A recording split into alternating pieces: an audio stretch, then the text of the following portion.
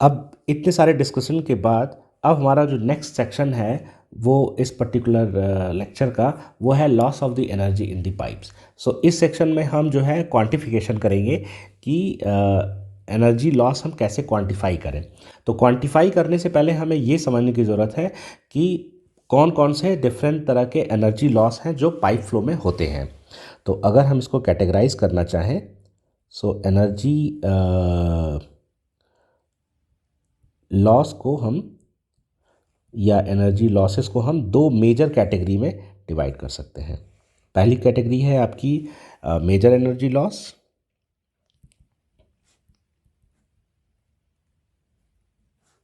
और दूसरा है आपका माइनर एनर्जी लॉस।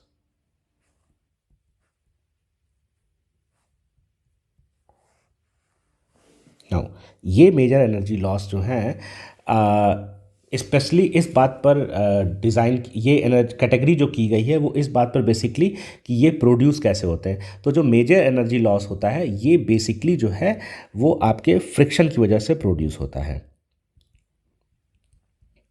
फ्रिक्शन क्या है? फ्रिक्शन जो है जो पाइप में फ्लो होगा तो इस पाइप के थ्रू आउट लेंथ पर जो फ्रिक्शन ऑफर हो रहा है इसके पेरिफरी पर जहाँ पर फ्लूइड और पाइप की इनर सरफेस इंटरेक्ट कर रही है, वो जो फ्रिक्शन क्रिएट हो रहा है उस फ्रिक्शन की वजह से जो भी हेड लॉस क्रिएट होगा वो आपका एनर्जी लॉस में होता है। इस एनर्जी लॉस को आपको क्वांटिफाई करने के दो पॉपुलर इक्वेशन है। पहला इक्वेशन है आपका Derby Babbage formula, Darcy Babbage formula.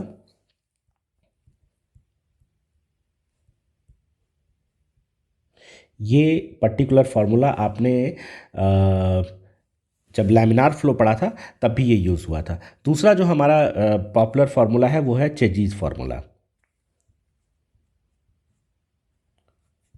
सो चेजीज फार्मूला जो है आप हाइड्रोलिक डिज़ाइन में भी फिर से पढ़ेंगे। तो ये particular major energy loss friction पर है।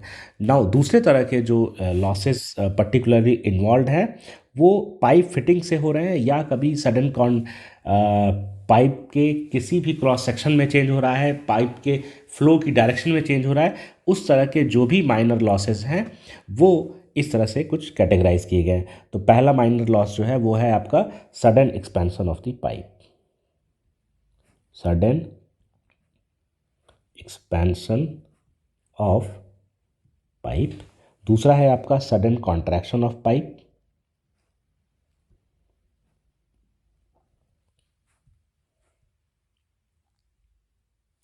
तीसरा आपका जो है वो है बेंड इन पाइप। चौथा आपका जो है वो है पाइप फिटिंग।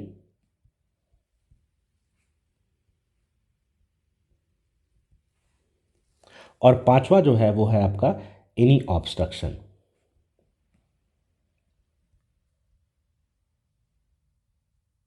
तो अब हम वन बाय वन एक एक लॉस को अकाउंटिफाई करेंगे। तो हम माइनर लॉस की ओर बढ़ते हैं।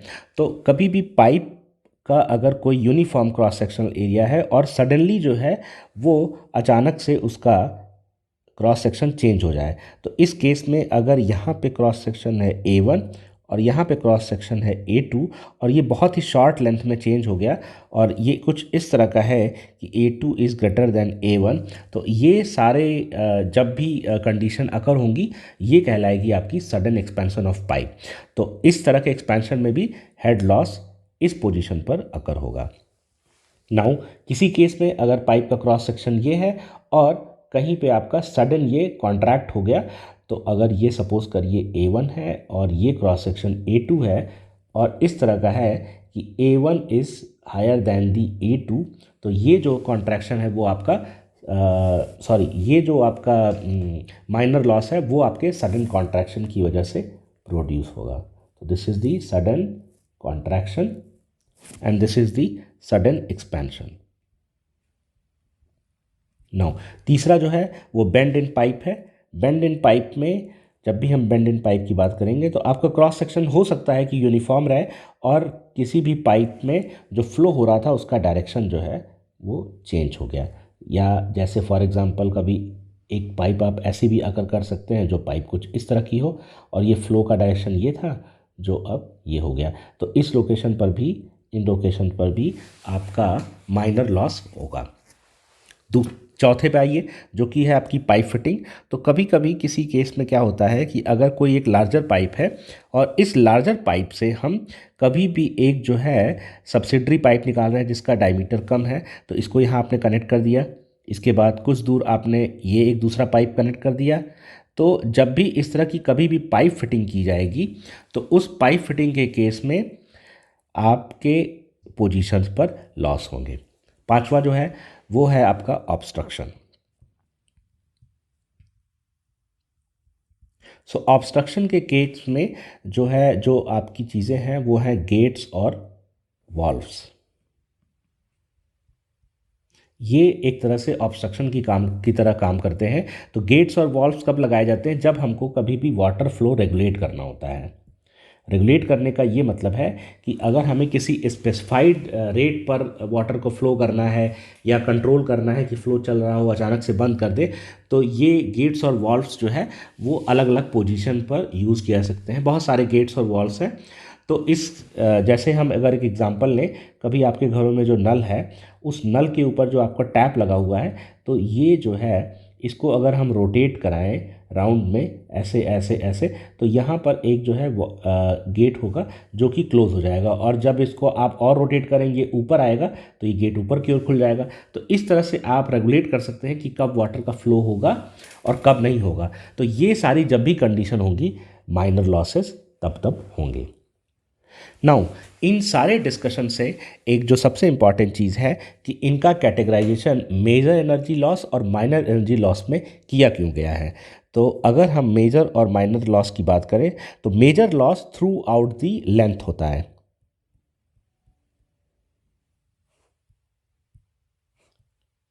Through out the pipe length होता है, तो जो मेजर लॉस है।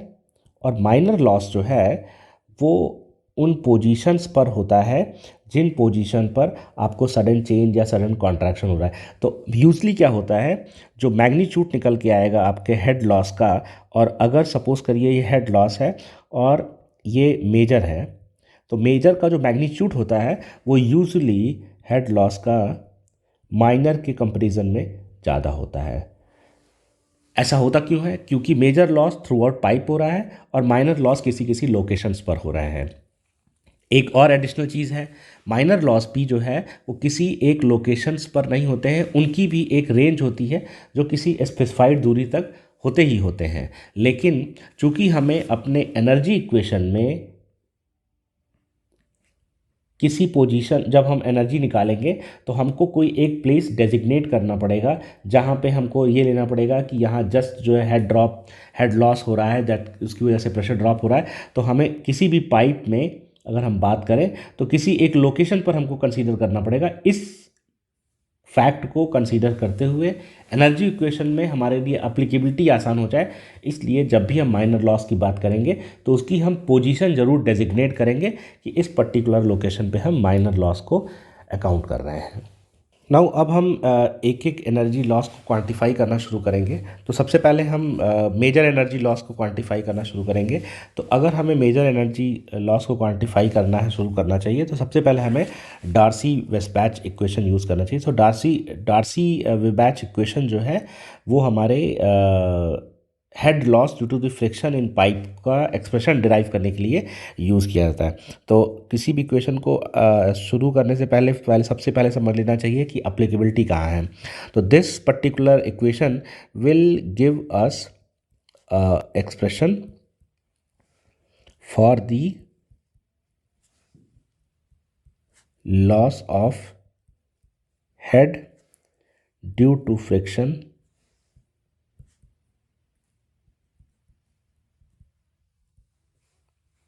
इन पाइप्स।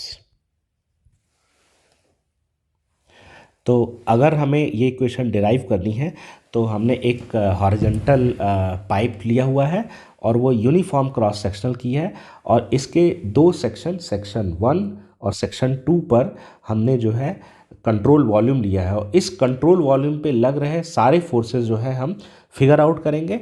और चूँकि ये इक्विलिब्रियम में है तो इस पे हम सारे लग रहे हैं फोर्स को इक्वेट करके फाइंड आउट करेंगे कि हेड लॉस कैसे हो रहा है। तो सपोज कर लेते हैं कि ये हमारा जो येलो कलर में दिया हुआ है ये हमारा कंट्रोल वॉल्यूम है। इस कंट्रोल वॉल्यूम पर जो फोर्स लग रहा है वो F1 लग रहा है, सॉरी P1 लग रहा है। इस डायरेक्शन में प्रेशर P1 लग रहा है और इस कंट्रोल वॉल्यूम पे इस डायरेक्शन में P2 प्रेशर लग रहा है। नाउ इस कंट्रोल वॉल्यूम में एक प्रेशर आपका और देख पा रहे होंगे, एक जो है वो फ्रिक्शन फोर्स लग रहा है जो अपोजिट दी फ्लो लग रहा है, ये जो F1 से आपको शो किया गया है। तो इस सेक्शन पे सेक्शन 1 की अगर बात करें तो वहाँ पे जो वेलोसिटी ऑफ फ्लो है वो v1 है और सेक्शन 2 पे हम अज्यूम कर रहे हैं कि इस सेक्शन पे वेलोसिटी v2 है। क्योंकि हमें शुरुआत में पता नहीं है कि वेलोसिटी क्या है तो हम v2 अज्यूम कर ले रहे हैं। नाउ इस पाइप का जो डायमीटर है वो हमने d कंसीडर किया हुआ है और जो हमारा फ्रिक्शनल रेजिस्टेंस क्रिएट हो रहा है वो हमने माना है कि फ्रिक्शनल रेजिस्टेंस को हम शो करेंगे F डैश से। तो F डैश जो है वो आपका है frictional resistance per unit wetted area per unit velocity है। So this is your frictional resistance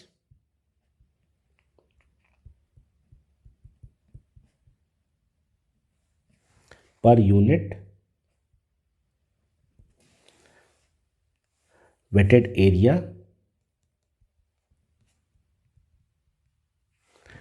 per unit velocity.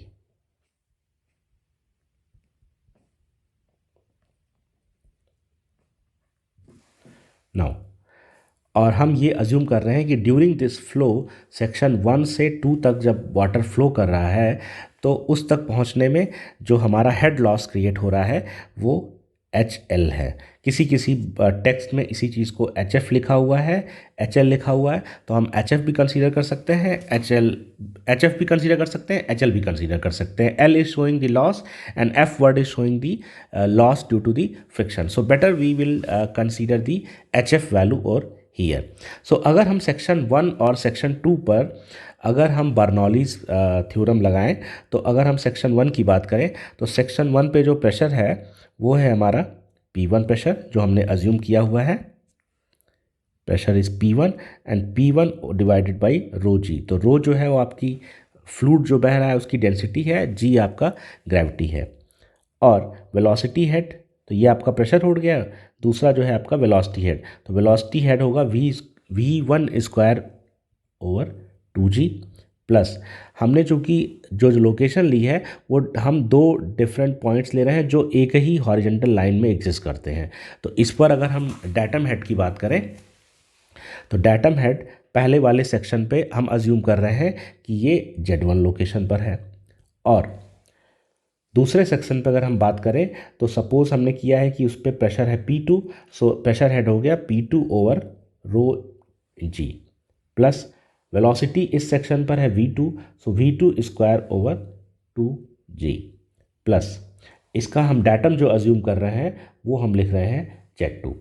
Now चूँकि पाइप में फ्लो हो रहा है और चूंकि पाइप में फ्लो होगा तो हेड लॉस होना ही होना है, तो हेड लॉस होगा तो जो एनर्जी होगी सेकेंड लेवल पर वो definitely energy at first level पर कम होगी। तो हमें कुछ ऐड करना पड़ेगा और वो जो हम ऐड कर रहे हैं वो है हमारा HF। इस HF को ऐड करेंगे तो ये इक्वेशन जो है हम इस तरह से लिख सकते हैं कि दोनों साइड जो है इसके बराबर है।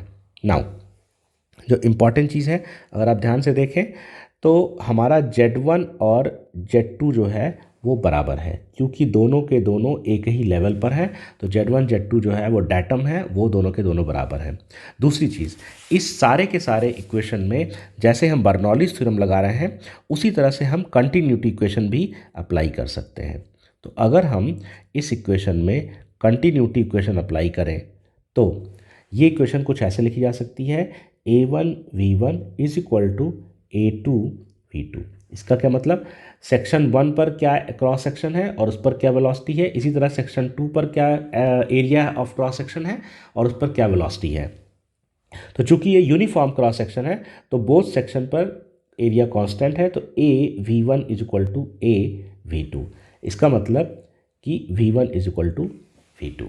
सो V1 is equal to V2 हो गया। इसका मतलब V1 square over 2G and V2 square over 2G ये भी वैल्यू बराबर है।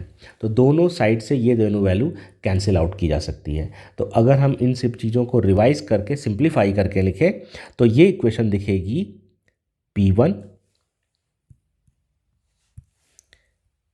P1 over rho G minus P2 over rho G is equal to HF।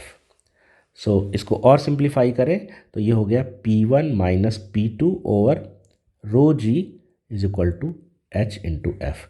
तो अगर आप देखें तो ये जो आपका हेड लॉस हो रहा है उसी की वजह से प्रेशर ड्रॉप हो रहा है। इसका मतलब P1 माइनस P2 ये शो कर रहा है कि P2 is less than P1, because head loss की वैल्यू जो आ रही है वो आपकी पॉजिटिव आ रही है। किसी किसी जगह आप किसी किसी टेक्स्ट में इस इक्वेशन को ऐसा भी लिखा देख सकते हैं, P1 minus P2 over rho जी की जगह गामा लिखा हुआ है। तो रो में जी से मल्टीप्लाई करेंगे तो वो यूनिट वेट हो जाएगा आपके फ्लूइड मटेरियल का, एंड दैट इज HF। कहीं कहीं इसी इक्वेशन को delta P over gamma is equal to HFP लिखा मिल सकता है। नाउ तो जो इम्पॉर्टेंट कंसिडरेशन है कि जिस डायरेक्शन में आपका फ्लो होगा उस डायरेक्शन के अगेंस्ट जो है वो फ्रिक्शनल रेजिस्टेंस क्रिएट हो रहा है। तो अगर फ्रिक्शनल रेजिस्टेंस उसके अपोजिट क्रिएट हो रहा है तो डेफिनेटली अगर हम दो पॉइंट के बीच में फ्लो की बात करें तो इस पर जो भी प्रेशर होगा वो इस प्रेशर से ज़्यादा होगा अगर आपकी फ्लो की डायरेक्शन ये है। तो विस्कोसिटी जो है वो आपका फ्रिक्शन रेजिस्टेंस क्रिएट कर रहा है against the flow, that's why the pressure drop is happening. Now अब हमें क्वांटिफाई करने की ज़रूरत है कि ये F1 क्या है। तो अगर आप F1 देख पा रहे हो तो ये आपकी पेरिफेरी पर लग रहा है। तो F1 जो हम डिफाइन कर सकते हैं वो F1 कुछ इस तरह से लिखा जा सकता है कि F1 इज इक्वल टू, एक फैक्टर हम मान रहे हैं F डैश, एंड चूँकि हमारा F डैश जो है वो frictional resistance per unit wetted area per unit velocity है, that means so F dash multiplied by pi D L. So pi D L is pi into D is the perimeter and then L is the length of the section. So ये जो वो length हमने assume की है वो length है हमारी L. तो दो जो क्रॉस सेक्शन है जो हमने अज्यूम किया है उसके बीच की जो दूरी है वो है आपकी L. So pi D L and multiplied by V square. So इस इक्वेशन को हम कुछ इस तरह से भी समझ सकते हैं कि ये जो है हमारा एक तरह से फ्रिक्शनल रेजिस्टेंस दे रहा है, frictional resistance along the pipe.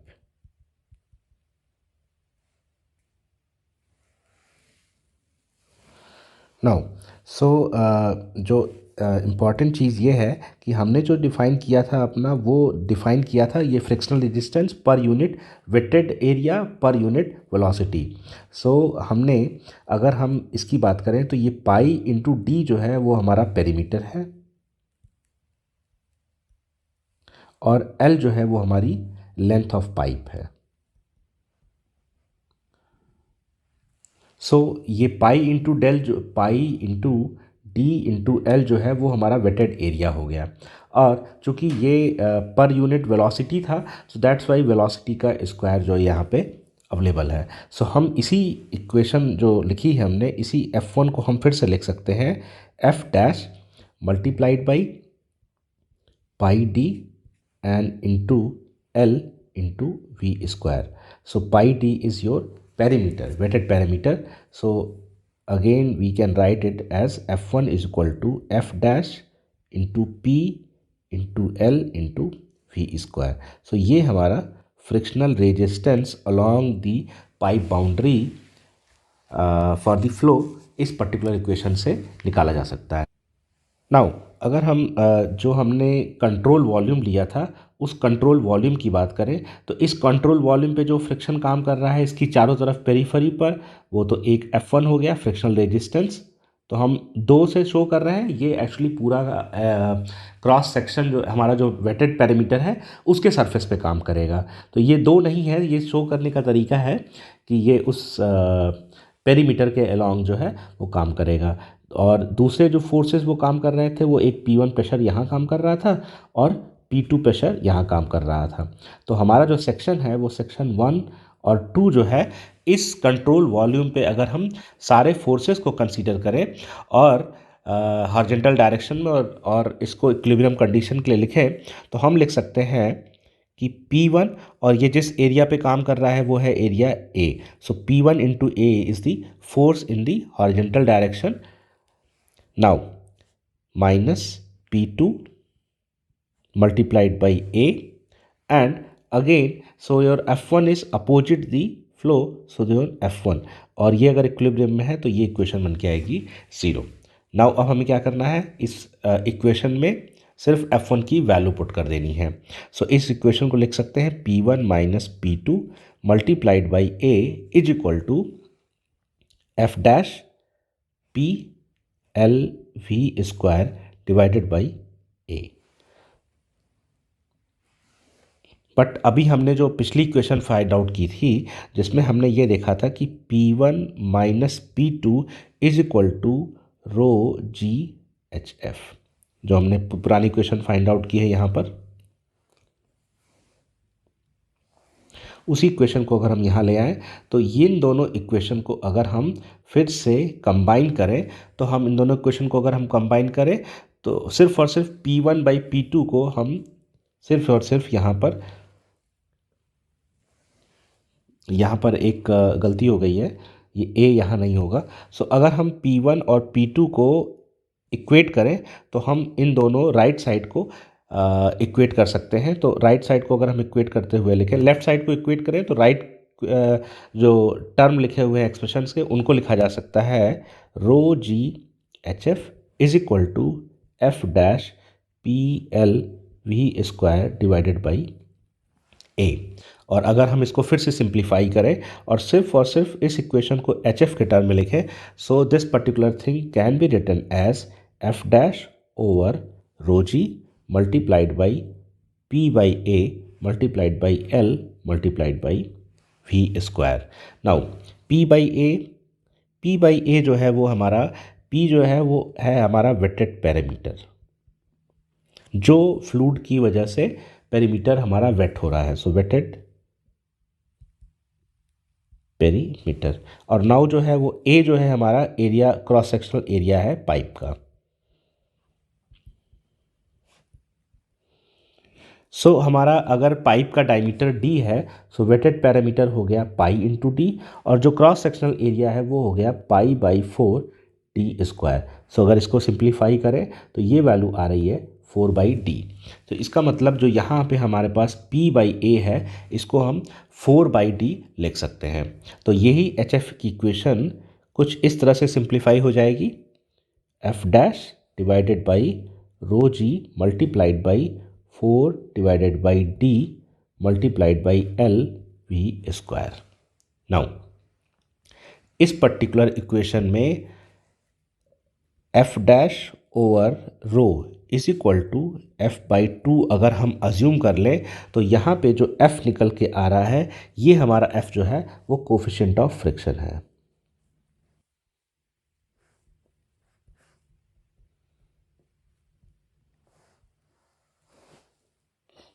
और इसी टर्म को अगर हम वहाँ रिप्लेस करें तो ये हमारा एच एफ का जो इक्वेशन है वो कुछ इस तरह से मॉडिफाई हो जाएगा, 4f divided by 2g multiplied by L V square over D. ये जो इक्वेशन हमने डिराइव करी है, इसी इक्वेशन का नाम है Darcy Weisbach equation. This is your Darcy Weisbach equation.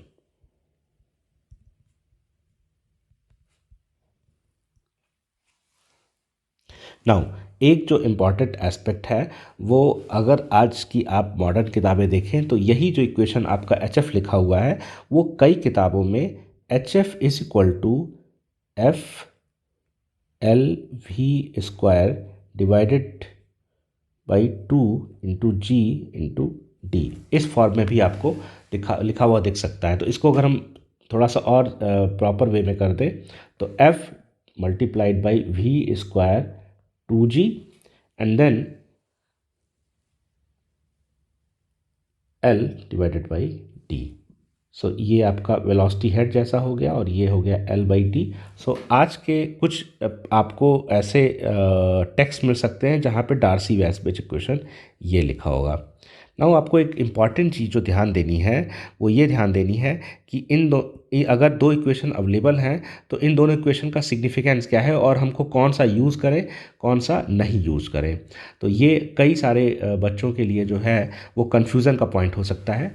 तो अगर हम इस इक्वेशन की बात करें, जो इक्वेशन यहाँ पर लिखा हुआ है और जो इक्वेशन यहाँ लिखा हुआ है, तो चूँकि अभी तक हमने जो है रेनॉल्ड्स नंबर के बारे में डिस्कस किया और फ्रिक्शन फैक्टर कैसे निकालना है इन सब बारे में बात हुई, तो अगर हम उस चीज़ को कंसीडर करते हुए बात करें तो आपका जो यहाँ पर जो आपका पहले केस पे जो आपका f लिखा हुआ है, ये f जो है आपका कोफिशिएंट ऑफ फ्रिक्शन है और यहाँ पर जो आपका f लिखा हुआ है ये आपका जो है ये एक तरह का फ्रिक्शन फैक्टर है। तो अगर हम इसकी बात करें तो ये है हमारा फ्रिक्शन फैक्टर और ये है हमारा कोफिशिएंट ऑफ फ्रिक्शन।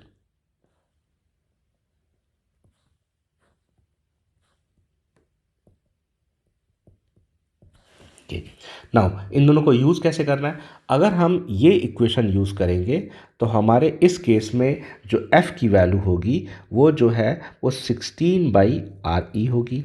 लेकिन अगर हम इस इक्वेशन को यूज़ करेंगे तो यही इक्वेशन में f की वैल्यू हमको जो यूज़ करनी पड़ेगी वो 64 बाई आर ई होगी। तो आप खुद देख सकते हैं कि अगर हम पहले इक्वेशन की बात करें तो 64 बाई आर ई लिखा और फिर हमने जाके वहाँ 4 से मल्टीप्लाई किया तो 16 इंटू 4 64 अपने आप हो गया। और यहाँ पर हमने अगर 64 बाई आर ई यूज़ किया हुआ है तो हम सिंपली एफ़ जो है वो यूज़ कर सकते हैं। तो दोनों के दोनों में सिर्फ और सिर्फ यही एक अंतर है। ना एक इम्पॉर्टेंट चीज़ है कि हम बात कर रहे हैं, एक जो वेलोसिटी हम बार बार लिख रहे हैं इस v वेलोसिटी को अंडरस्टैंड करने की ज़रूरत है। तो जो v वेलोसिटी है ये आपका mean velocity of the fluid है। सो ये है mean velocity of flow through pipe.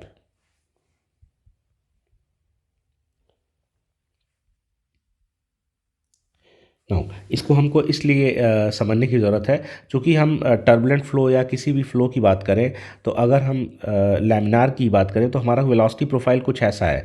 तो जब हम ये जान रहे हैं कि वेलोसिटीज़ अभी हर जगह अलग अलग है तो कौन सी वेलोसिटी हमको यूज़ करनी चाहिए, तो उस केस में हमको मीन वेलोसिटी यूज़ करनी चाहिए। सिमिलरली अगर हमारा टर्बुलेंट फ़्लो है तो टर्बुलेंट फ़्लो में वेलोसिटी एवरी सेक्शन पर और एवरी प्लेस पर चेंज हो रही है, तो भी उस केस में हमें एक मीन वेलोसिटी की ज़रूरत है। और जब हमें वो मीन वेलोसिटी मिल जाएगी तो उस मीन वेलोसिटी को हम इन सारे इक्वेशन में यूज़ करेंगे। नाउ दूसरा फार्मूला है हमारा चेजीज फार्मूला। तो before starting the derivation for the Chezy's formula we have to understand that why this particular formula is needed. So this particular formula is in order to assess the head loss due to the friction in pipe flow. So जो भी हम इनसे head loss find out करेंगे वो सारा का सारा head loss major loss में होगा, क्योंकि हम फ्रिक्शन की बात कर रहे हैं ना कि हम किसी एक लोकेशन पे कॉन्ट्रैक्शन या सडन एक्सपेंशन इस तरह की चीज़ों की बात कर रहे हैं। तो हमने जो इक्वेशन निकाला हुआ है जस्ट अभी, वो इक्वेशन है कुछ इस तरह का जिसमें H F is equal to F dash over rho जी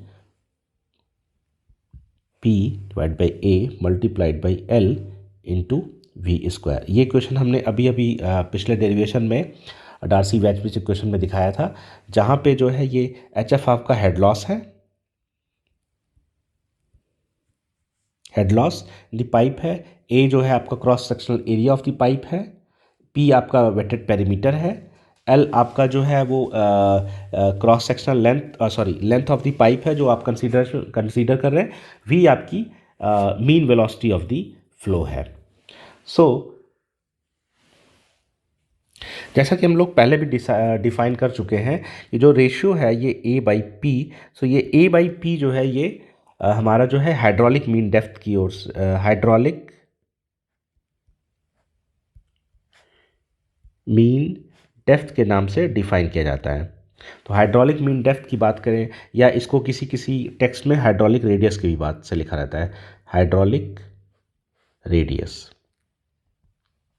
सो अगर हमें फिगर आउट करना हो किसी सर्कुलर क्रॉस सेक्शन का हाइड्रोलिक मीन डेप्थ, सो हमें सिर्फ उसका cross sectional area divide by wetted parameter करना है। तो अगर हम इस पर्टिकुलर हाइड्रोलिक मीन डेप्थ को एक टर्म m से डिफाइन करें, तो m can be written as a by P, and a by P is pi by 4 D square divided by p is your pi into D. So ये बन के आ रहा है d बाई 4।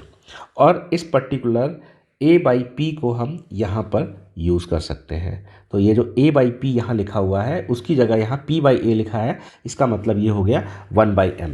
तो उसी इक्वेशन को हम अगर फिर से रिवाइज करें तो H F can be written as H F is equal to F dash over rho into G, and this will be 1 by m now multiplied by l multiplied by v square. तो अगर हम इसको rearrange करें और mean velocity के term में लिखें तो लिखा जा सकता है V square is equal to H F multiplied by rho g divided by F dash into M into 1 by L. So अगर इस इक्वेशन को फिर से हम लिखें कि what would be the mean velocity, तो v is equal to under root rho into g divided by F dash multiplied by M multiplied by H F divided by L. यहाँ पर हमें एक एक टर्म को ध्यान देने की ज़रूरत है। ये जो पर्टिकुलर टर्म लिखा हुआ है इसको मैं कलर चेंज कर देता हूँ, that will be easy for you to understand.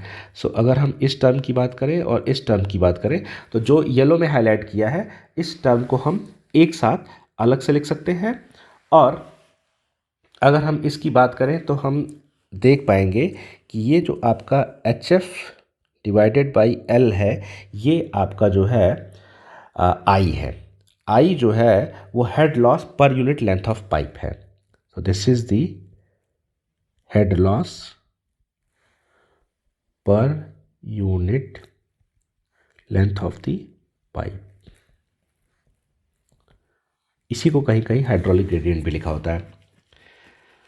Now so इस एच एफ बाई एल को अगर हम आई से रिप्लेस करें तो ये इक्वेशन लिखी जा सकती है v is equal to under root rho into g divided by F dash multiplied by under root M into I.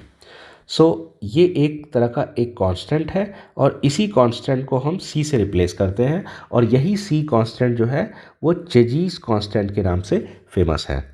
So this is your Chezy's constant. So with this definition, we can rewrite this equation v is equal to c under root m I, where your c is equal to under root rho into g divided by f dash। तो जो आपकी equation है वो, अगर हमको किसी भी channel में किसी भी पाइप फ्लो में अगर हमको फिगर आउट करना है कि what will be the mean velocity, so हम इससे फाइंड आउट कर सकते हैं। So this is our next section is minor energy losses.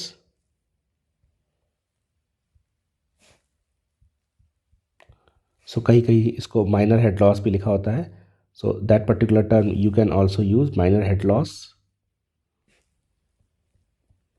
Now in सारी कैटेगरीज में जो सबसे पहला हेड लॉस है वो है हमारा loss due to the sudden enlargement. हमारा पहला कंसिडरेशन है loss of head due to the sudden enlargement. तो लेफ़्ट साइड पे हम एक फिगर देख पा रहे हैं जहाँ पे जो है वो जो पाइप फ्लो है वो एक सडन इन्लार्जमेंट लिया है। तो इनिशियल अगर हम लोकेशन पर ये माने कि यहाँ पर डायमीटर D1 था और यहाँ पे उसका क्रॉस सेक्शनल डायमीटर जो है वो D2 हो गया। तो इस एब्रप्ट चेंज की वजह से क्या हो रहा है कि जब पानी जो है वो स्मॉलर पाइप से बिगर डायमीटर की पाइप की ओर बढ़ रहा है तो एक एब्रप्ट चेंज हो रहा है बाउंड्रीज़ का, और इस एब्रप्ट चेंज की वजह से फ्लो जो है वो बाउंड्री से सेपरेट हो जा रहा है। और जैसे ही ये बाउंड्री से सेपरेट हो रहा है यहाँ पर जो है वो एडीज़ का फॉर्मेशन क्रिएट हो रहा है, और ये एडीज़ जो है वो फ्लो के साथ कैरी अवे की जा रही हैं। और जब ये एडीज़ डिसिपेट हो रही हैं तो इनका डेसिपेशन जो है वो हीट जो है जनरेट हो रही है उस फॉर्म में डिसिपेट हो रही है। अच्छा, दूसरी इंपॉर्टेंट चीज़ है कि ये जो एडीज़ होती हैं ये एडीज़ जो है फ्लो के साथ कुछ दूर तक कैरी अवे की जाती हैं। इसीलिए जो हमारा माइनर लॉस है वो कहीं लोकलाइज ना होकर कुछ ओवर द लेंथ में होता है। चूँकि हमें एनर्जी इक्वेशन यूज़ करनी है अपने फॉर्मूलेशन के लिए, इसीलिए हम अपने एनर्जी इक्वेशन के दौरान इस सडन इन्लार्जमेंट, कॉन्ट्रैक्शन, बेंड, इन सारी चीज़ों को लोकलाइज मानते हुए किसी एक पर्टिकुलर पॉइंट ऑफ सेक्शन पर इनकी वजह से जो हेड लॉस क्रिएट हो रहा है वो हम मानकर ही अपना इक्वेशन डिराइव करते हैं। तो let's start with the derivation of this one. So if you can look at the right figure, so what exactly is being happen over there? So P1 pressure जो है वो हमारा लेफ़्ट साइड में है, और जिस क्रॉस सेक्शनल एरिया को हम अज्यूम कर रहे हैं वो जो पाइप का क्रॉस सेक्शनल एरिया इस लोकेशन पर है वो है A1। इसी तरह से जब पाइप एनलार्ज हो जा रही है तो सेक्शन 2 पर हमारा जो एरिया है वो A2 है, और इस सेक्शन पर हम ये अज्यूम कर रहे हैं कि जो हमारा प्रेशर जनरेट हो रहा है वो P2 है। और तीसरी जो चीज़ जो आप ग्रीन कलर में प्रेशर देख पा रहे हैं, ये ग्रीन कलर में जो प्रेशर है वो जो है एडीज़ के फॉर्मेशन की वजह से क्रिएट हो रहा है, और वो हम अज्यूम कर रहे हैं कि ये पी डैश है। और ये जो पी डैश काम करेगा वो हमारा जो क्रॉस सेक्शनल एरिया है जो कि यहाँ दिया हुआ है वो cross sectional area A2 minus A1 जो बचा हुआ क्रॉस सेक्शनल एरिया है उस एरिया पर काम करेगा। तो ये हमारा कंप्लीट जो है वो फ्री बॉडी डायग्राम हो गया इस कंट्रोल वॉल्यूम के लिए। और अब हम प्रोसीड करेंगे हम head loss due to the sudden enlargement के लिए। तो सबसे पहले हम बर्नौलीज़ थ्योरी, बर्नौलीज़ प्रिंसिपल लगाएंगे सेक्शन 1 और 2 पर। तो सेक्शन 1 और 2 पे अगर हमें बर्नौलीज़ इक्वेशन लिखनी हो तो हमारी बर्नौलीज़ इक्वेशन कुछ इस तरह से लिखी जा सकती है कि pressure at the first end is P1 divided by rho G plus V1 square 2G plus Z1 is the datum head, and similarly P2 over rho G plus V2 square over 2G plus Z2, and head loss जो enlargement की वजह से हम मान रहे हैं वो हम HE मान रहे हैं। सो हम HE को अगर हम रीअरेंज करें तो HE को इस तरह से लिखा जा सकता है कि P1 minus P2 divided by rho into G plus V1 square minus V2 square over 2G। ये हमारा equation, let's say it as a equation first. Now जो हमने कंट्रोल वॉल्यूम कंसीडर किया है, इस कंट्रोल वॉल्यूम पर जो सारे फोर्सेस लग रहे हैं उनकी बात करते हैं। तो अगर हम इस कंट्रोल वॉल्यूम पर बात करें तो जो हमारा प्रेशर काम कर रहा है वो P1 A1 एरिया पे काम कर रहा है, वो इस डायरेक्शन में है, P1 A1 इस डायरेक्शन में है, और P2 A2 जो है उसकी फ्लो की अपोजिट डायरेक्शन में है। और जो एडीज़ की वजह से हमने जो प्रेशर माना हुआ है वो है P dash, and it is working on the area of A2 minus A1। एक इम्पॉर्टेंट कंसिडरेशन ये है कि हमें ये नहीं पता है कि एडीज़ की वजह से जो प्रेशर लग रहा है वो किस डायरेक्शन में मान ले रहा है। हमें क्या करना है कि एडीज़ का प्रेशर किसी भी डायरेक्शन में मान लेना है और उसके बाद इक्वेशन सॉल्व करनी है। अगर हमारे अजम्पशन के अकॉर्डिंगली ही आंसर आ रहा है, इसका मतलब हमने अपने प्रेशर की डायरेक्शन सही ली थी। अदरवाइज़ अगर हमारा आंसर नेगेटिव में आ रहा है, इसका मतलब कि जो हमने एडीज़ की वजह से प्रेशर जनरेट हो रहा था वो जो डायरेक्शन ली थी उसके अपोजिट डायरेक्शन में एडीज़ का प्रेशर काम करेगा। इसलिए आपको एडीज़ का प्रेशर कंसीडर करते समय घबराने की ज़रूरत नहीं है। जेंटल डायरेक्शन में जो फोर्स लग रहा है वो Fx है P1 multiplied by A1 plus P dash, और P डैश जो काम कर रहा है वो A2 माइनस A1 एरिया पे काम कर रहा है, और माइनस P2 इंटू A2। सो P2 A2 जो है P1 A1 के अपोजिट डायरेक्शन में है। नाउ हमें एक्सपेरिमेंटली हम लोगों ने जो देखा है, जो एजम्पशन हमें इन्वॉल्व करना है वो ये है कि P डैश जो है वो P1 के बराबर होता है। सो P डैश ये कैसे बराबर है, this is known by experiment, so this is experimentally shown. So with the consideration of that P dash is equal to P1, we can always write it that the force working in the horizontal direction, that is your Fx, can be written as P1 A1 plus P1 A2 minus A1 minus P2 A2।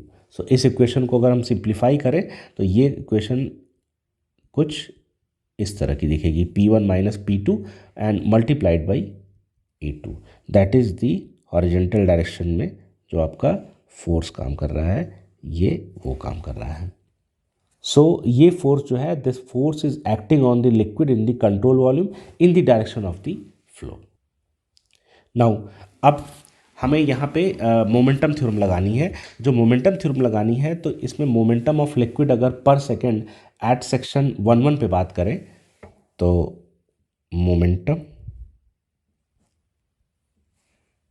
Of liquid और whatever the fluid is flowing through this pipe is per second at section 1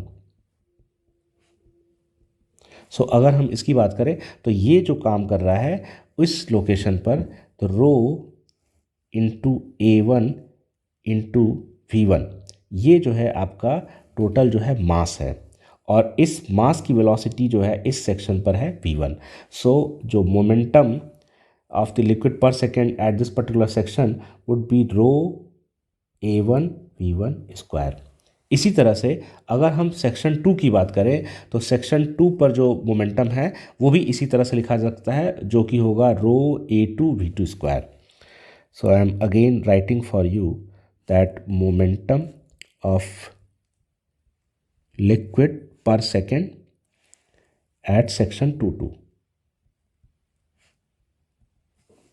so row A2 V2 ये मास हो गया जो वहाँ से पास हो रहा है, और ये मास जिस वेलोसिटी से पास हो रहा है वो वेलोसिटी है V2। So this will be rho A2 V2 square. Now अब अगर हम बात करें कि change in momentum per second क्या हो रहा है, so change in momentum per second,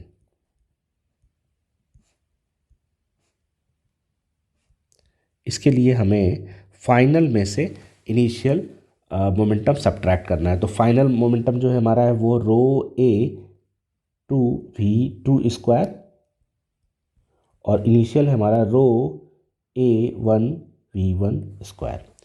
तो अगर हम इसको लिखना चाहें तो ये हमारा जो है वो change in momentum per second है, और change in momentum per second is the applied force, ये all the way it is coming from the momentum equation. Now एक और इम्पॉर्टेंट चीज़ है जो हम यहाँ पे फिगर आउट कर सकते हैं, इस पर्टिकुलर फ्लो में इक्वेशन ऑफ कंटिन्यूटी भी वैलिड है।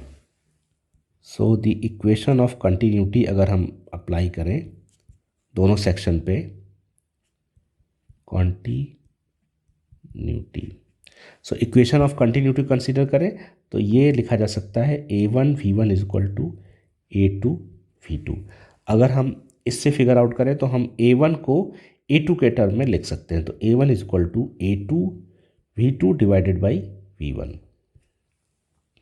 नाउ जो प्रीवियस इक्वेशन हमें यहाँ मिली हुई है, इस इक्वेशन में हमें A1 की वैल्यू रिप्लेस कर देनी है। तो अगर हम इस change in momentum per second को लिखना चाहें इस फॉर्मेट में, change in momentum per second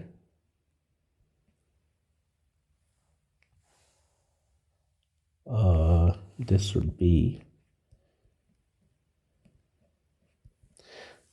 यहाँ पे भी सेकेंड होगा। Now so change in momentum per second can be again rewritten as rho A2 V2 square, और हम A1 को रिप्लेस कर रहे हैं तो ये हो जाएगा रो A1 की जगह हमें लिखना है A2 V2 divided by V1। सो अगर आप देख पाएँ तो इसी A1 को हमने यहाँ पे रिप्लेस किया है, बाकी सारी चीज़ें वैसी ही हैं, V1 स्क्वायर।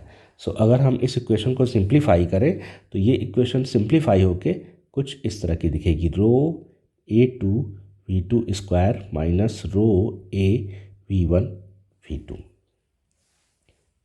तो हम रो और रो हम बाहर ला सकते हैं और A2 बाहर ला सकते हैं, तो rho A2 and in bracket this can be written as V2 square minus V1 V2। तो हम मोमेंटम इक्वेशन से लिख सकते हैं कि net force acting on the control volume in direction of flow must be equal to the rate of change of the momentum, or you can say the change of momentum per second. So what exactly is that force acting on control volume.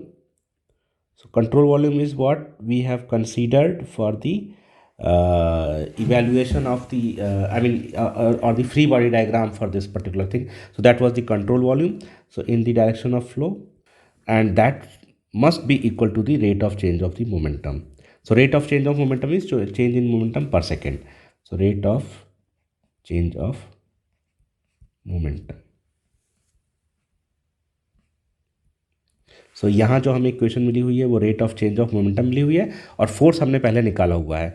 तो हम इसको equate करेंगे, तो अगर equate करें तो ये equation दिखेगी P1 minus P2 multiplied by A2 is equal to rho A2 and in bracket V2 square minus V1 multiplied by V2। तो हम ये देख सकते हैं ये जो फोर्स निकला हुआ है वो P1 minus P2 into A2 है, वही हमने यहाँ लिखा हुआ है P1 minus P2 into A2,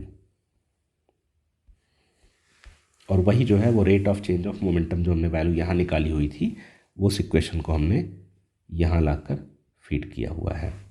सो अगर हम इस पर्टिकुलर इक्वेशन को सिंप्लीफाई करें तो ये हो जाएगी P1 minus P2 over rho is equal to V2 square minus V1 multiplied by V2।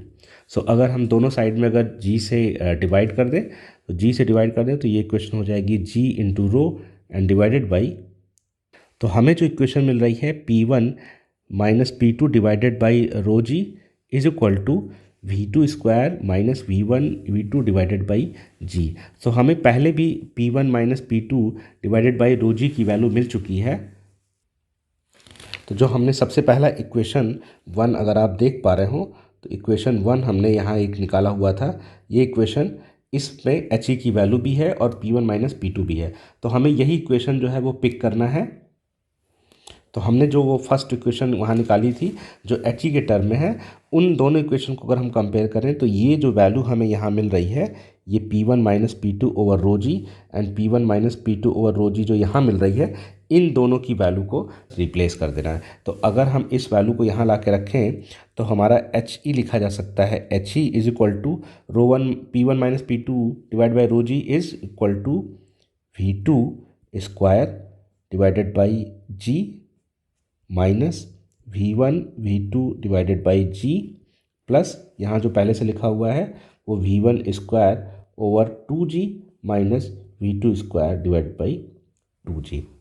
So अगर हम फिर इसको सिंप्लीफाई करें तो ये इक्वेशन जो है हमारी दिखेगी He is equal to V2 square plus V1 square minus 2 V1 V2 divided by 2G। So हम इसको और सिंप्लीफाई करके लिख सकते हैं He is equal to V1 minus V2 का whole square and divided by 2G। So हमारा expansion की वजह से जो हेड लॉस आ रहा है उसका एक्सप्रेशन कुछ इस तरह से दिखेगा।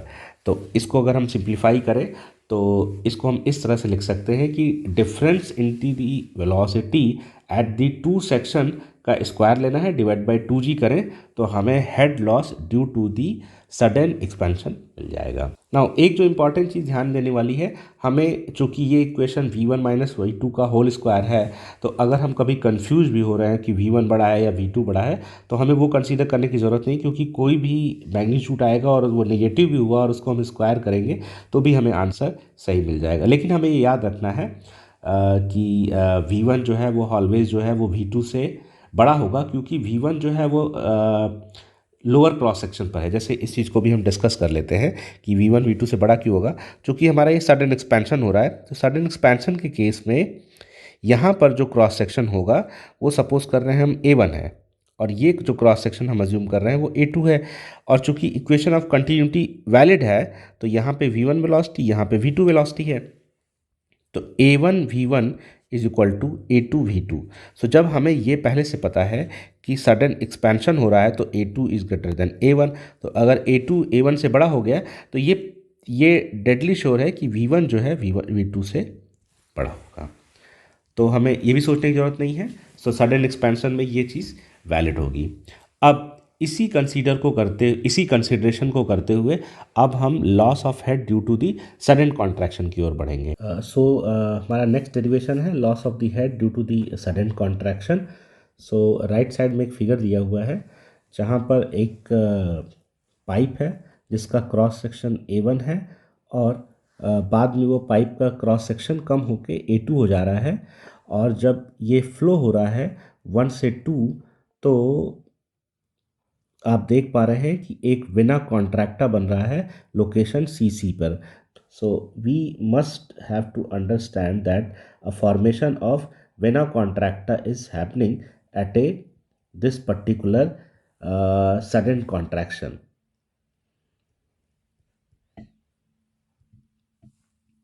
सो अगर हम सेक्शन CC की बात करें तो CC वो सेक्शन है जिस सेक्शन पर स्मॉलेस्ट क्रॉस सेक्शन एरिया होगा पूरे के पूरे वाटर फ्लो का।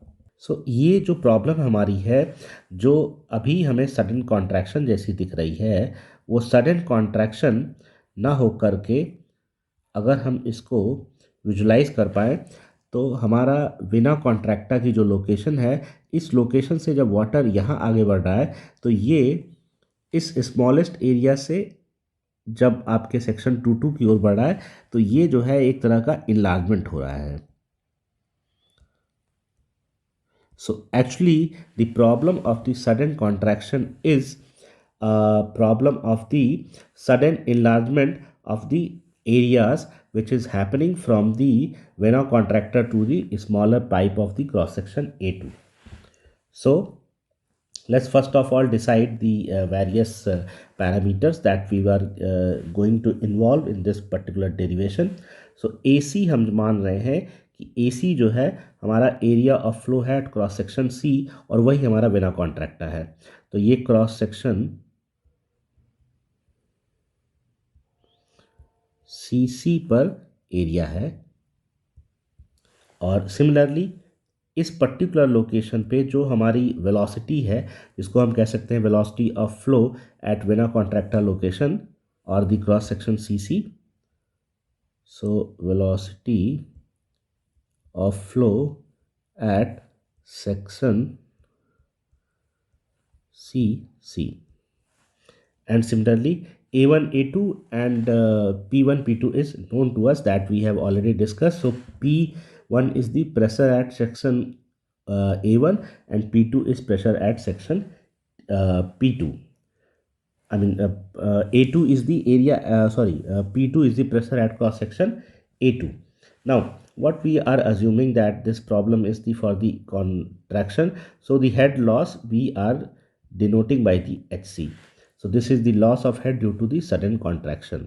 अगर हम CC सेक्शन से सेक्शन 2 की ओर बढ़े तो हम इस पर्टिकुलर प्रॉब्लम को इनलार्जमेंट की तरह से कंसीडर कर सकते हैं। तो इनलार्जमेंट के केस में जो हमने वैल्यू निकाली थी कि इनलार्जमेंट के केस में हमारा जो HE वो था H E is equal to V one minus V two का whole square divided by two जी।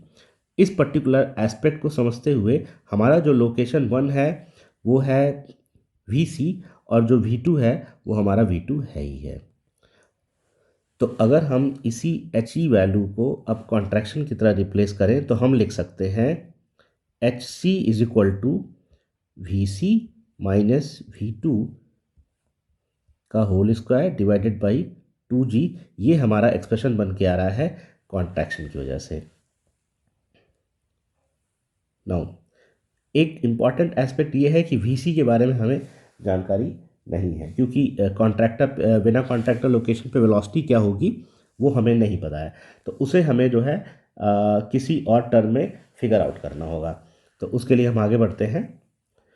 सो इसी एच सी को हम लिख सकते हैं, अगर हम इस पर्टिकुलर इक्वेशन में से V two square by by V two square बाहर ले लें तो ये इक्वेशन लिखा जा सकता है V two square divided by two g तो बाहर ही है, एंड ये इक्वेशन बन जाएगा V C over V two minus one का होल स्क्वायर। नाउ इसके पहले हम चूँकि ये फ्लो जो है वो कंटिन्यूस फ्लो है और हम जो है इक्वेशन ऑफ कंटिन्यूटी इन्वॉल्व कर सकते हैं। सो इक्वेशन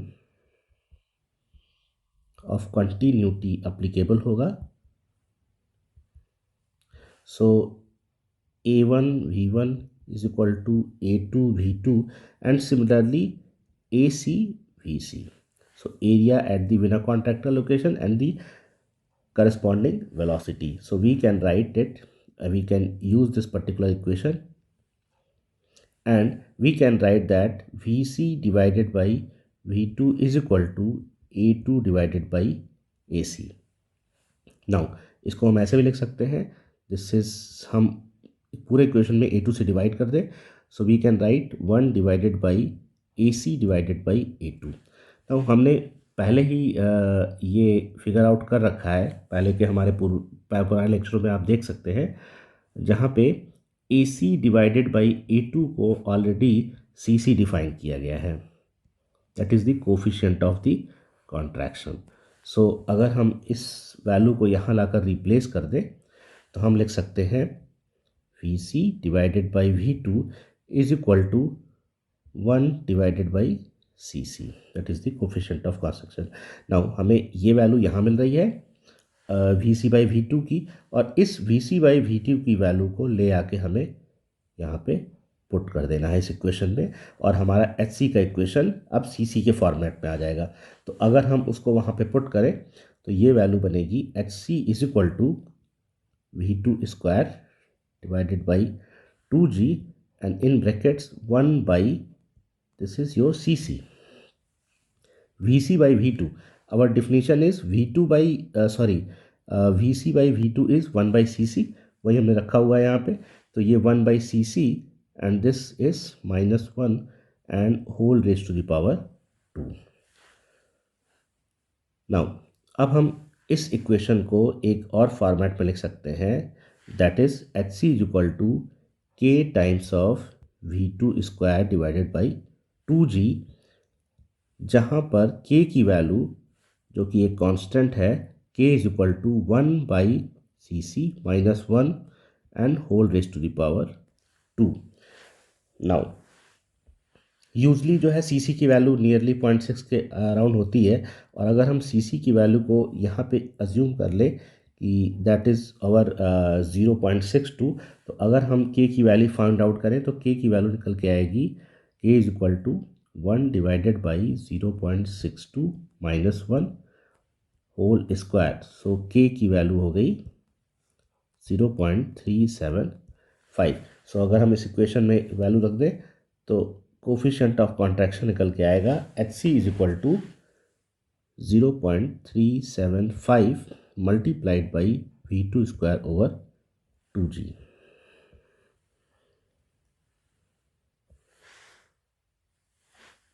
अगर किसी प्रॉब्लम में सी सी की वैल्यू हमको नहीं दी हुई है, it is not known to us, so उस केस में हम coefficient of I mean loss due to the coefficient of contraction assume कर सकते हैं कि H C is equal to 0.5 V2 square over 2G।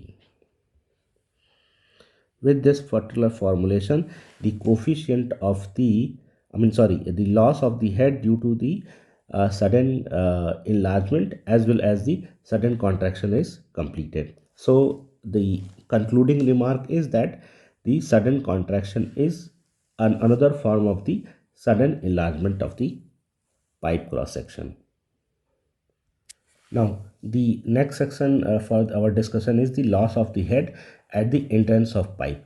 तो ये क्या होता है कि जब कभी भी किसी बड़े अगर कोई जो है लार्ज टैंक है या कोई बहुत बड़ा रिजर्वायर है और ये रिजर्वायर किसी एक पाइप से जुड़ा हुआ है और इस पाइप से लिक्विड जो है वो इंटर हो रहा है, सो इस पर्टिकुलर फिनोमेनन में भी लॉस ऑफ एनर्जी इन्वॉल्व होगी एंड इसी चीज़ का कंसिडरेशन होगा loss of the head at the entrance of A pipe. So either ये पाइप में जा रहा हो तो भी लॉस होगा, आ रहा है तो भी लॉस होगा। तो अभी जो हम बात कर रहे हैं, this is the loss of energy which occurs when a liquid enters a pipe which is connected to a large one. So इस हमारे सिनेरियो में लार्ज रिजर्वायर से पानी पाइप में जाएगा। उस केस के लिए अगर हम लॉस कंसीडर करना चाहें तो ये भी जो है वो एक सिनेरियो जो है, अगर आप देख पाएँ तो ये एक बड़ा क्रॉस सेक्शन है और इस बड़े क्रॉस सेक्शन से, जैसे ये आपका एक रिजर्वायर है, बड़ा रिजर्वायर है और इस रिजर्वायर से एक पाइप जो है कनेक्टेड है, तो एक बड़े क्रॉस सेक्शन से एक छोटा क्रॉस सेक्शन हो रहा है। तो ये प्रॉब्लम भी सडन कॉन्ट्रैक्शन के इक्विवेलेंट है। यहाँ आपको ध्यान रखना है कि जो पाइप वाटर का फ्लो हो रहा है वो इस डायरेक्शन में रिजर्वायर से पाइप में जा रहा है। So I am just writing it that this is going from reservoir to pipe. So this is a problem of the sudden contraction. So also this particular loss depends on the form of the entrance. So exactly क्या होता है कि अगर आपके entrance पर आपके edges sharp हैं तो भी आपका लॉस थोड़ा बहुत चेंज होगा। अगर instead of this particular sharp edge, अगर आपका एंट्रेंस कुछ इस तरह का है जो बेल माउथ शेप्ड का है, तो यहाँ पे जो है वो किंक नहीं है, जिसको हम बोलते हैं कि बहुत ड्रास्टिक चेंज। इस केस में जो लॉस की वैल्यू होगी वो इसके कंपैरिजन में थोड़ी सी कम होगी। तो इस केस में भी जो है हम अगर लिखना चाहें एच आई की value, that is the entrance, so हम लिख सकते हैं 0.5 टाइम्स ऑफ V/2G। ये हमारा लॉस है इस पर्टिकुलर केस में। डिस्कशन है हमारा loss of the head at the exit of A pipe. तो ये सिनेरियो कब होता है, या तो हमारे पास कोई पाइप अवेलेबल हो और इस पाइप में से अगर हमारा कोई वाटर फ्लो कर रहा है और ये पाइप जो है कम्प्लीटली फ्री टू एग्जिट है और यहाँ से सपोज कर सकते हैं कि कोई जेट निकल रहा है, तो इस पर्टिकुलर केस में हेड लॉस होगा और वो लॉस जो है इस पर्टिकुलर कैटेगरी में आएगा, which is the loss of the head at the exit of A pipe. या यही पाइप जो है आपकी किसी एक बड़े जो है रिजर्वायर में कनेक्टेड हो और इस पाइप से इस रिजर्वायर में पानी जो है वो जा रहा है, तो ये सिनेरियो और ये सिनेरियो दोनों ही सिनेरियो जो है इस पर्टिकुलर केस में आएंगे। तो हम इसको इस तरह से डिफाइन कर सकते हैं कि this loss of head due to the velocity of head at the outlet of pipe is dissipated either in the form of the free jet, जो कि आपका ये है, ठीक, जहाँ पे ये कंप्लीटली फ्री है एटमॉस्फेयर में जाने के लिए, और this is happening when the any tank और रिजर्वायर इज अवेलेबल देयर, और उस टैंक और रिजर्वायर में पाइप के थ्रू पानी जा रहा है। सो इस केस में हम अगर इस हेड लॉस को एच ओ से डिनोट करें तो this head loss can be written as V/2G। तो जब आपका एग्ज़िट के बजाय जब इंटर हो रहा था तो ये हेड लॉस था 0.5 टाइम्स ऑफ V/2G, और अभी ये हेड लॉस है V/2G। तो ऑलमोस्ट जो है ये दुगना लॉस है compare to the previous case we discussed. Now our next discussion is the loss of the head due to an obstruction in a pipe. So in this figure, if you can see, there is a circular pipe over there, and in between there is an obstruction is available, such that this obstruction has a maximum area at this particular section, that is the cross section AA is small a, and the cross sectional area of this pipe is capital A. So what exactly will be happening when flow is happening in this particular direction? So first of all, corresponding to this particular area, this area will keep on reducing when the water gets in the contact with the obstruction available. So at the level of the maximum obstruction, beyond that, a vena contracta formation will be happening. Vena contracta location may be formed over there just beyond the section AA. After the formation of the vena contracta, this particular fluid flow will again reach to cross section 2 section. So what exactly is this situation? This situation is equivalent to the sudden enlargement from the location of the vena contracta to the cross section 2. मैं थोड़ा सा और एक बार elaborate कर दूं। जब एक obstruction रहेगा तो आपका जो वाटर पास होने के लिए जो एरिया बच रहा है वो compare to original cross section A के कंपैरिजन में एरिया कम हो जाएगा। और जब एरिया कम होगा और ये एरिया जब आप क्रॉस सेक्शन 1 पे पहुंचेंगे तो सबसे ज़्यादा रिडक्शन हो रहा है, और धीरे धीरे ये इनलार्जमेंट की ओर बढ़ेगा, तो यहीं कहीं वेना कॉन्ट्रैक्टा फॉर्म होगी। तो जब वेना कॉन्ट्रैक्टा यहाँ फॉर्म होगी तो ये कंपेयर टू क्रॉस सेक्शन 2 जो है, इस तरह से सोच सकते हैं कि ये जो है सडन इनलार्जमेंट हो रहा है। इसी सडन इनलार्जमेंट का जो इक्वेशन पहले हमने डिराइव किया है, इसी को कंसीडर करते हुए इस पर्टिकुलर प्रॉब्लम को सॉल्व किया जा सकता है। तो इसके लिए जो भी हम टर्मिनोलॉजी यूज़ कर रहे हैं वो कुछ इस तरह से है कि ए जो हम मान रहे हैं वो है maximum area of the obstruction, और capital A is the area of the pipe. So what left is the capital V. Capital V हमने माना हुआ है कि that is the mean velocity of the pipe flow.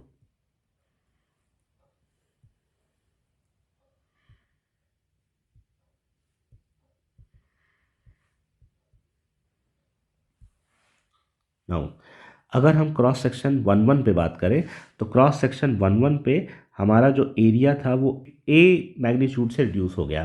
तो अगर हम location या क्रॉस सेक्शन 1 की बात करें तो उस लोकेशन पे जो हमारा एरिया है वो ओरिजिनल एरिया ए था, और ऑब्स्ट्रक्शन ए है, तो हमारा जो लेफ़्ट एरिया है वो ए माइनस ए है। इसी ए माइनस ए एरिया के थ्रू जो है लिक्विड का फ्लो हो रहा है, और इसी पर्टिकुलर सेक्शन 1 के बियॉन्ड जो है वेना कॉन्ट्रैक्टा कहीं फॉर्म होगा। और जब वेना कॉन्ट्रैक्टा फॉर्म होगा तो इसके बाद आफ्टर दैट जब सेक्शन 2 पे पहुंचेगा या समवेयर किसी और सेक्शन पहुंचेगा जहां ऑब्स्ट्रक्शन खत्म हो चुका है, वहां पे ये एक ऐसी फिनोमिना है जहां पे सडन इनलार्जमेंट हो रहा है। सो हम अज्यूम क्या कर रहे हैं, हम ये अज्यूम कर रहे हैं कि वेना कॉन्ट्रैक्टा जहां बन रहा है वहां पे जो वेलोसिटी ऑफ फ्लो है वो है V C. So V C can be defined as the velocity of flow at vena contracta. तो वेना कॉन्ट्रैक्टा एक लोकेशन है,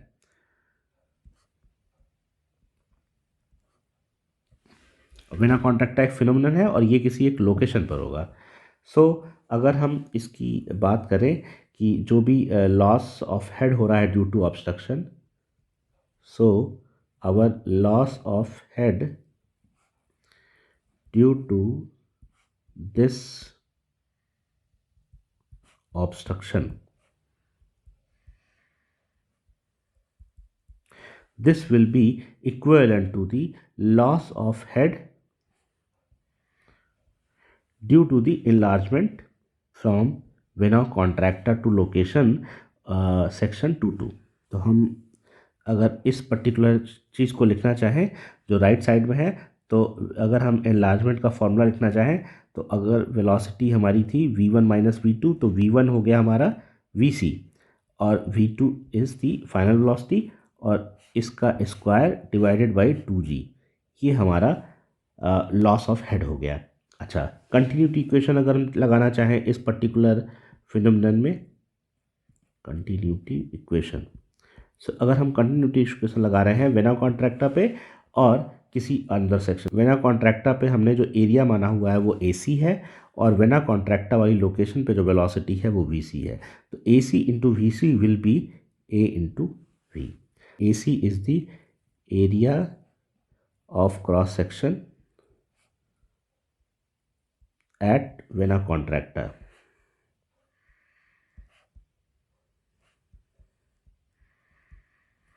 and similarly VC is the velocity at vena contracta that we have already defined। तो इसी particular view में जब भी हम vena contracta की बात करेंगे तो हम कोफिशिएंट ऑफ कॉन्ट्रैक्शन की ज़रूर बात करेंगे। तो CC is our coefficient of contraction, and this CC is already defined as CC is equal to area at vena contracta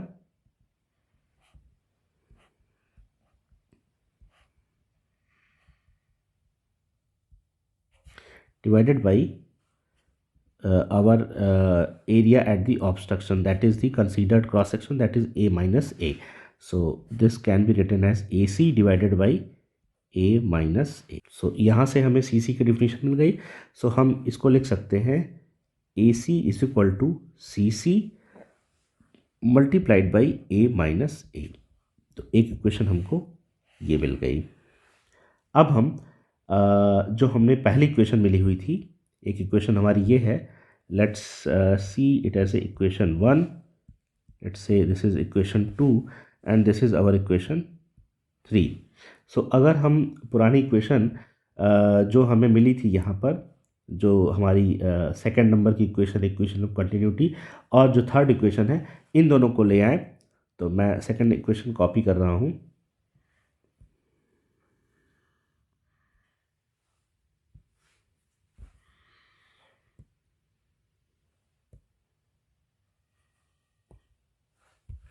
अगर हम यहाँ से इक्वेशन 1 और 2 और 3 को कंपेयर करें, तो हम इसी चीज़ को, अगर AC को कंपेयर करें तो हम लिख सकते हैं CC multiplied by A minus A into VC is equal to A into V। हमने क्या किया, AC की वैल्यू जस्ट रिप्लेस कर दी है, बाकी सारी चीज़ें बिल्कुल वैसी की वैसी हैं। हमने जो रिप्लेस किया है वो AC की वैल्यू यहाँ रिप्लेस कर दी है। तो अगर इसको हम रीअरेंज करें तो ये it will be look like VC is equal to A into V divided by CC into A minus A। Now that is our VC। Now इस VC की जो वैल्यू, ये हमारी इक्वेशन हो गई 4। इस इक्वेशन नंबर 4 को हम, ये ध्यान रखिएगा 2 को हमने रिपीट किया है जस्ट एक जगह दिखाने के लिए। इक्वेशन नंबर 2 को और हमारी जो फर्स्ट इक्वेशन मिली थी, इन दोनों को हम लोग कंप्यूट कर सकते, आई मीन कंपेयर कर सकते हैं। सो इक्वेशन नंबर हमारी ये हेड लॉस की है।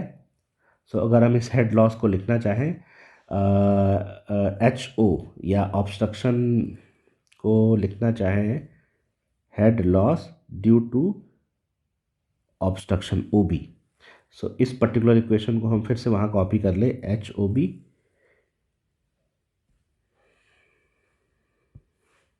और इक्वेशन 1 और 4 को अगर एक जगह रखें तो हम एक साथ इसको कंपेयर कर सकते हैं।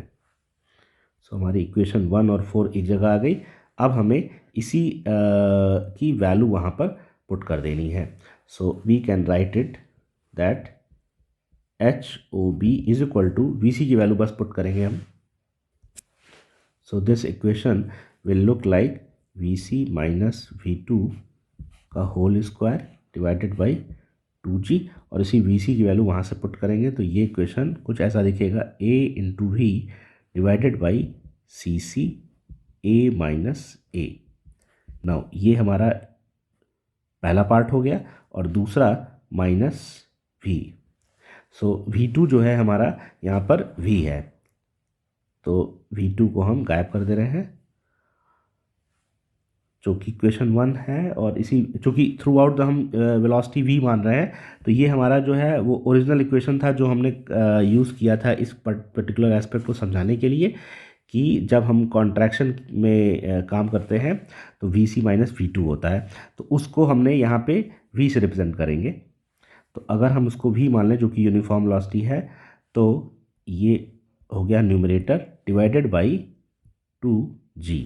और इसको अगर हम सॉल्व करें तो ये इक्वेशन निकल के आ रही है V square over 2g and in brackets a divided by C C a minus a, sorry, a minus a and then minus 1 whole square.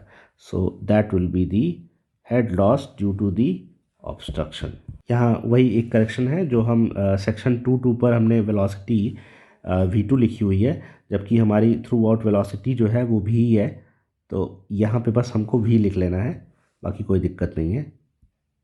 अगर वहाँ वेलोसिटी डिफरेंट होती तो हम v2 लिखते। This is the at section 2 if you see this velocity is constant throughout this one what we have assumed. So इस section पर भी v होगी तो यहाँ पर भी v ही होगी, इसलिए this particular thing has to be done over the. बाकी सारी चीज़ें ठीक हैं। So that's the end of the discussion for the loss of the head due to an obstruction of pipe. Now there are two more things, that loss of the head due to the bend in the pipe and loss of head in the due to the various pipe fittings. तो ये हमारे जो दो left section है that की loss of the head due to the bend in pipe and loss of head in the various pipe fitting section. तो पहले हम बात करते हैं loss of head due to the bend in the pipe. So अगर कोई हमारी pipe है जो कहीं किसी एक लोकेशन पर बेंड हो रही है, और इवन दिस पर्टिकुलर केस अगर हम दो सेक्शन लें तो even at this particular case the mean flow velocity और you can speed is over there V and also at this particular location V. So what exactly is happening is over there, although the magnitude is same, दोनों location magnitude same है, only direction change हो रही है। तो जब direction change हो रही है तो इस किसी एक लोकेशन पे जहाँ पे डायरेक्शन चेंज हो रही है यहाँ पे फ्लो सेपरेशन होता है। So change in the direction of the flow leads to the separation of flow from the boundary, और इसी की वजह से सेपरेशन की वजह से एडीज फॉर्म होती हैं, और एडीज को कहीं कहीं स्वर्ल भी लिखा होगा। सो एडीज या स्वर्ल फॉर्म होती हैं और इसी की वजह से एनर्जी का लॉस होता है।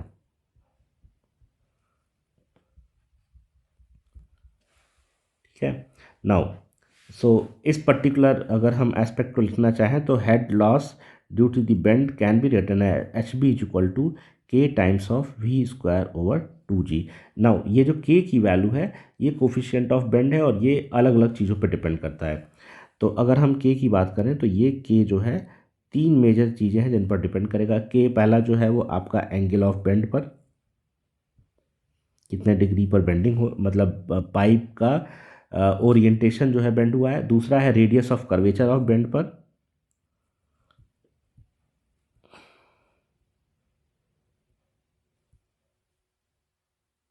और थर्ड थिंग है डायमीटर ऑफ पाइप पर।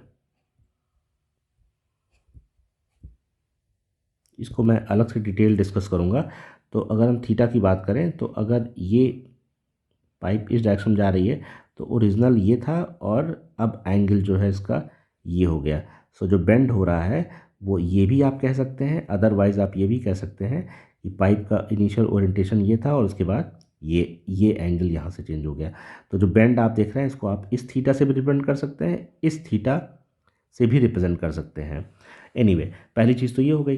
दूसरा, जो इस पर्टिकुलर कर्वेचर क्रिएट हो रहा है इसका आर, और जो डायमीटर ऑफ पाइप है तो आर बाई डी का जो रेशियो है वो डिटरमाइन करेगा कि के की वैल्यू क्या होगी, जो कि एक क्रूशियल एस्पेक्ट है। नाउ जो एक सबसे लास्ट ऑप्शन बच रहा है वो है हमारा loss of the head in the various pipe fittings. So इस इक्वेशन को अगर हम पाइप फिटिंग लिखें, pipe fitting, so H P लिख दे रहे हैं। So head loss due to the pipe fittings is can also be expressed as K times of V square over 2g। यहाँ पे भी जो है के जो है वो कोफिशिएंट ऑफ पाइप फिटिंग है।